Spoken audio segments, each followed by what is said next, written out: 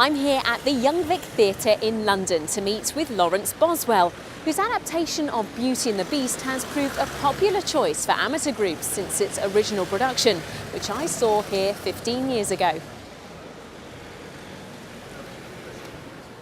Lawrence, it's good to have you here. Now, you're a very successful director with West End credentials, but you've also written a very powerful and popular production of Beauty and the Beast, which was originally produced here at the Young Vic Theatre in 1996 and went on to be revived under your direction at the RSC in Stratford in 2003.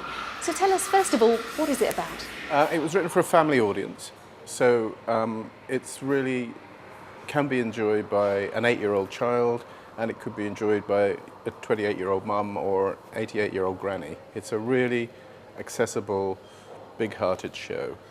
It's quite tight. It's got a 50-minute first half and a 45-minute second half. I know that's kind of often important for schools. And it's quite flexible as well in the number of people you need to do it. You could do it with 8 people, or you could do it with 28 people.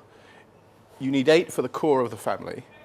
And when I first did it here at the Young Vic, we did it with those 8 people who are the family, Beauty's family, and they all then doubled and became the Beast and the Beast's Palace. What was your inspiration for writing it? As my little daughter, Lottie, who's now 22, but as she was growing up, when she was a young girl, I took her to the theatre. I took her one Christmas to see a production of Postman Pat, and she really didn't enjoy it, and she looked over at me afterwards with kind of disapproval and said, "Daddy, is this your work?" And I was kind of a bit heartbroken. I thought, oh no, well, I must try and do something for her. So that was the original inspiration, was to do a good show that my daughter could realise that theatre was a great thing. So I came here to the Young Vic and spoke to the artistic director, and he gave me a pile of books, fairy tales, novels, and I read them through as a bedtime story with Lottie. So I said, "Now Lottie, which one do you prefer?" And she said, "Definitely Beauty and the Beast." And I said, "Why is that?" She said, "Well, because it's got a girl as the central character," which you kind of think, well, yeah, that's good, I understand that. And I said, "But is there anything more?" She said, "Yes, all the others are about boys fighting." And again, I thought that was a kind of brilliant analysis, really, of Western literature. So I put it on, inspired by Lottie, and then it actually became, because the story is about a father and a daughter, it was very useful for me to kind of just use my experience as being a father and watching a little girl grow up. That was the inspiration for the show. Tell us how your version of Beauty and the Beast differs from all the other versions out there.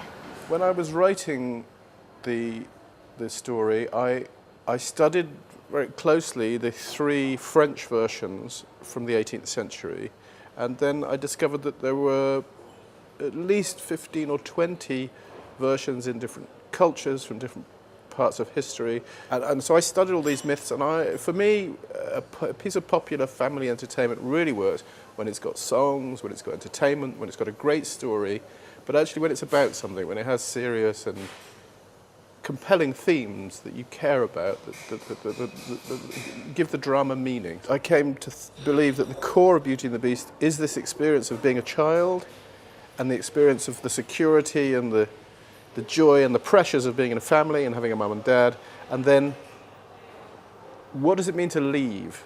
How do you discover yourself? How do you become an independent adult? How do you begin that journey? Well, you leave home, and that's the core. For me, that was the core human activity that was right at the heart of Beauty and the Beast.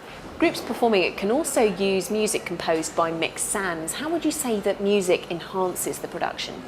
Mick is unique in that he's the only person other than me who's been involved in all the different productions of Beauty and the Beast, and he as both a performer and a composer. So the score is the fruit of 5 different productions that we've worked on together. It's like a carpet that runs right the way through every scene and every moment.